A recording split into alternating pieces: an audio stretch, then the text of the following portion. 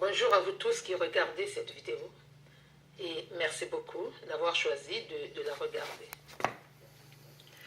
J'adresse ce message essentiellement à tous les Africains naturalisés français.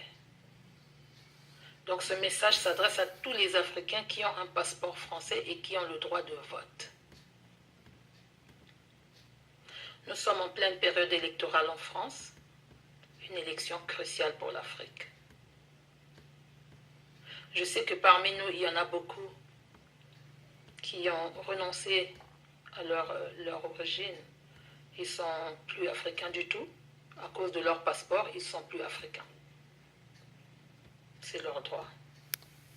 Mais je pense que c'est de la naïveté parce que je peux avoir 10 000 passeports français sur moi. Mais quand je sors avec mes passeports dans la poche, la première chose qu'on verra de moi, ce n'est pas la nationalité française. On verra l'Afrique sur moi. On me verra comme l'Afrique. Donc mon identité, c'est d'abord africain, avant d'être français. C'est pourquoi j'adresse ce message essentiellement, comme je l'ai dit, à tous les Africains qui ont le droit de vote dans des élections en France. Je ne vais pas redire ici ce qui se passe en Afrique. Nos pays sont dans la misère. Les pays africains francophones sont dans la misère. Je pense que nous sommes les derniers au monde. Tous les pays qui ont eu un problème, qui ont eu une relation avec la France, sont des pays qui sont dans la misère totale. Je ne dis pas que toute l'Afrique est développée, mais chez les autres, il y a au moins une petite clarté. Chez les anglophones, il y a une petite clarté. Chez les anglophones, il y a une petite liberté. Chez nous, il n'y en a pas. Les derniers dictateurs au monde les plus féroces se trouvent encore dans les zones francophones. On se demande pourquoi. On se demande pourquoi. C'est un hasard que les derniers dictateurs au monde les plus féroces se trouvent encore dans les zones françaises. Dans les zones qui ont été des anciennes colonies françaises, qui le sont encore aujourd'hui. Car la France continue à nous décoloniser depuis 60 ans. Nous sommes encore en pleine décolonisation. Donc je m'adresse à tous ces compatriotes africains, tous ces frères et sœurs africains qui votent en France, en leur disant que nous n'avons pas encore le poids économique aujourd'hui. Ça va venir, mais nous n'avons pas encore ce poids économique pour balancer les choses avec la France. Mais nous avons aujourd'hui nous sommes aujourd'hui un poids électoral. Nous sommes un véritable poids électoral car nous sommes des millions à pouvoir porter un petit bulletin dans l'urne. Nous sommes des millions. Grâce à ce bulletin-là, nous pouvons changer les choses, ou nous pouvons faire bouger les choses. Grâce à ce petit bulletin, nous pouvons faire bouger les choses en Afrique. Nous ne nous intéressons pas à la politique française si elle ne s'intéresse pas à l'Afrique. Parce qu'il y a un politicien français qui a dit « La France n'a pas d'amis, elle n'a que des intérêts. » Et nous, Africains, nous devons emprunter cette expression-là pour dire aussi que l'Afrique n'a pas d'amis, elle n'a que des intérêts. L'Afrique n'a pas d'amis, elle n'a que des intérêts comme la France. La France est notre maître, elle nous enseigne tout, donc nous prenons tout d'elle. Si la France trouve que c'est bien de ne pas avoir d'amis et de n'avoir que des intérêts et que ça lui va, pourquoi nous ne ferions pas pareil? C'est la France notre maître. Nous apprenons tout de la France. Donc la France n'a pas d'amis, elle n'a que des intérêts. C'est une très bonne chose. L'Afrique n'a pas d'amis, elle n'a que des intérêts. Froidement, nous n'avons pas d'amis, nous n'avons que des intérêts. Celui qui n'est pas content, ce n'est pas grave. Donc cette élection-là, ça m'attriste de voir des Africains qui sont là à dire « Ah oui, mais lui, il a une bonne politique française, l'autre, lui, il a une bonne politique de je ne sais pas quoi, et l'autre, non, mais tu sais, l'économie, machin. » Mais qu'est-ce qu'on en a à foutre de l'économie de la France si l'économie de l'Afrique doit en pâtir? Qu'est-ce qu'on en a à foutre si l'économie de l'Afrique doit en pâtir? Nous sommes tous Français, certes, mais nous sommes des Français qui subissons une injustice au quotidien et partout. En Afrique, nous sommes dans la souffrance, et en France, nous sommes aussi dans le déni. Parce qu'en France, on nous demandera toujours d'où vous venez. Ça m'est arrivé. Je sortais d'un bureau de vote. En France. Après avoir voté, j'étais contente d'avoir accompli mon devoir civique. Je sors, je rencontre des personnes, des Français comme moi, mais des Blancs. Alors j'ai dit bonjour, comme d'habitude, toute idiote que je suis. Ah, bonjour madame, bonjour. Ah, voilà, on discute après, il dit, vous venez d'où? Je dis, non, du bureau de vote, je viens de voter.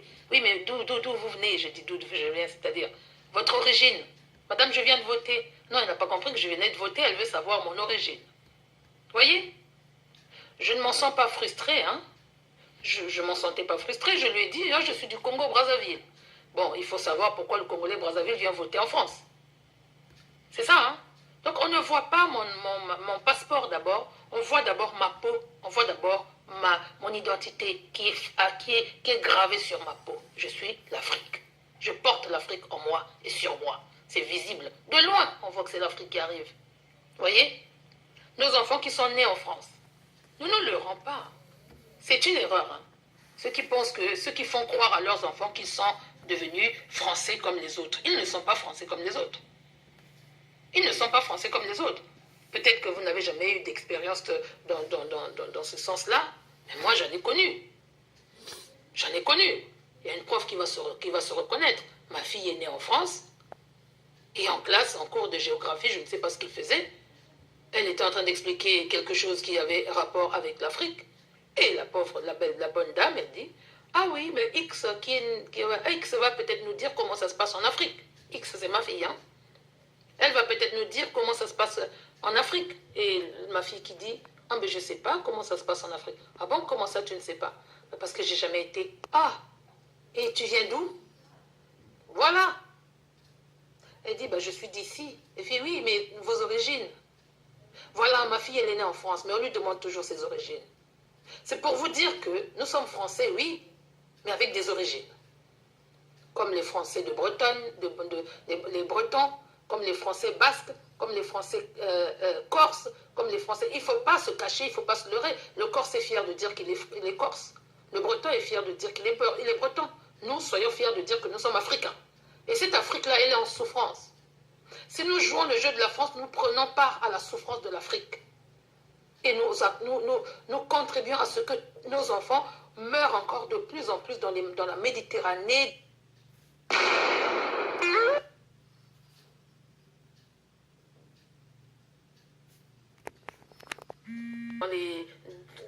Dans les soutes d'avion, dans je ne sais quoi d'autre, juste pour chercher à venir en Europe, là où il n'y a plus rien. Tout le monde sait que l'Europe est finie. L'Européen lui-même sait que son pays est fini. Il n'y a que l'Africain qui pense que l'Europe existe encore. Donc je voulais dire que dans ces élections, les programmes des gens, si c'est pour embellir la France, ça ne nous intéresse que si ça peut aider, si ça peut avoir de l'impact positif sur la France, sur l'Afrique. S'il n'y a pas d'impact positif sur l'Afrique, si le programme d'embellissement de la France veut dire que plus de souffrance pour l'Afrique, si le programme d'embellissement de la France veut dire que plus de nos enfants dans la Méditerranée, si le programme d'embellissement de la France veut dire que plus de nos enfants dans les soutes d'avion, si le programme d'embellissement de la France veut dire que plus de souffrance pour nos parents restés en Afrique, alors, chers amis africains, il faudrait que nous commencions à avoir le courage de comprendre que l'Afrique n'a pas d'amis, elle n'a que des intérêts. N'est-ce pas? Et qu'à ce moment-là, nous allons commencer à voir les choses autrement. N'ayons pas peur.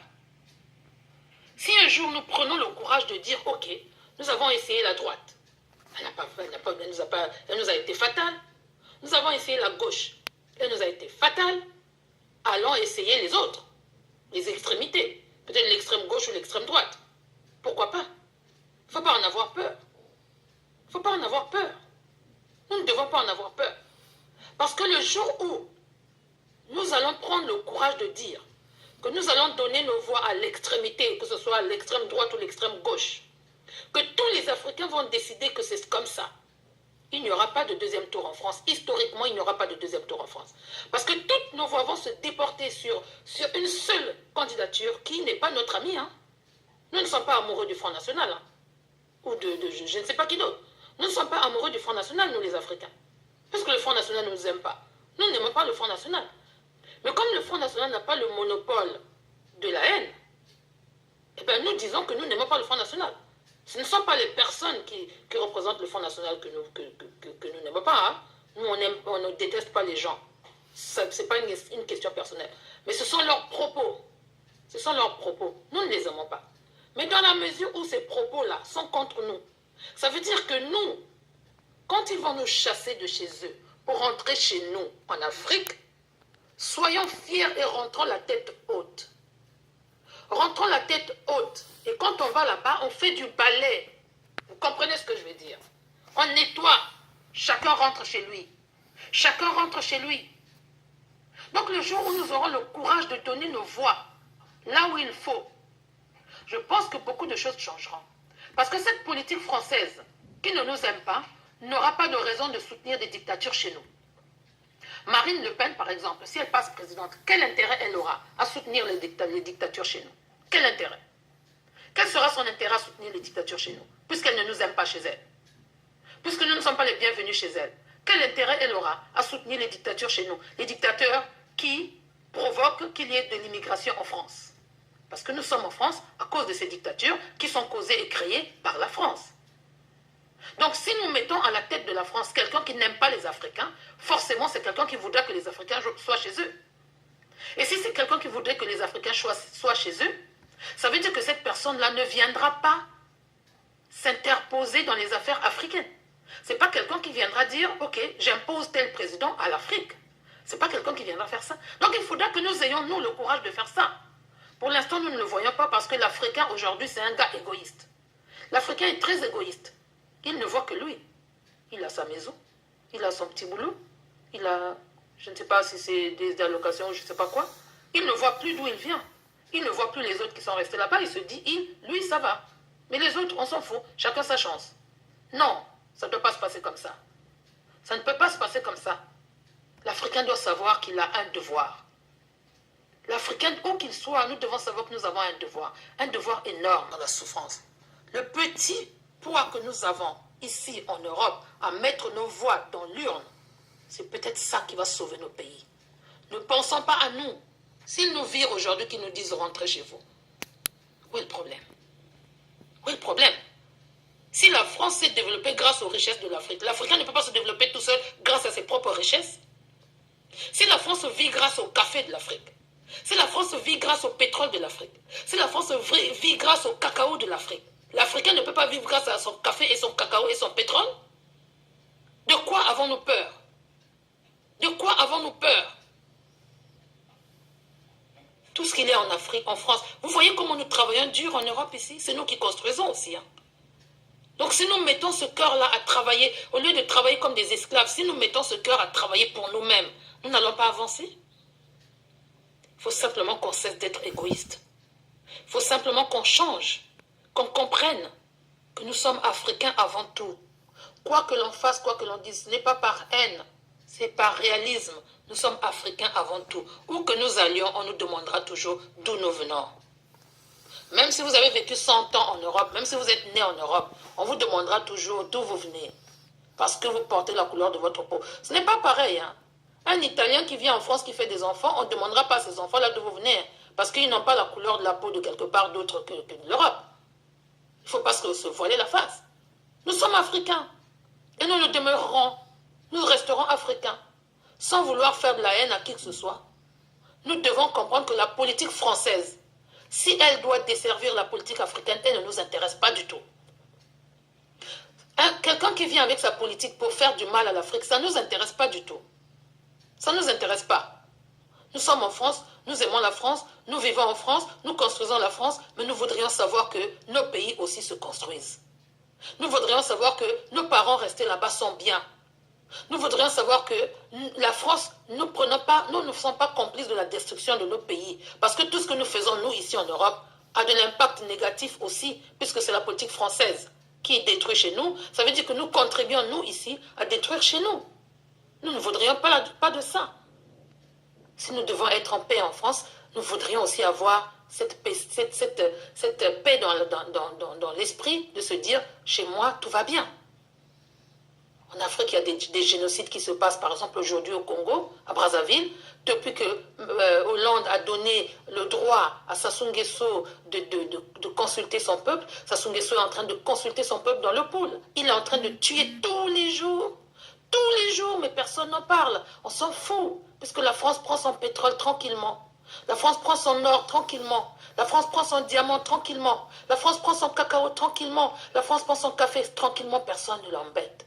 Alors, chers Africains, si nous ne pouvons pas changer cette donne-là, nous demeurons esclaves à vie.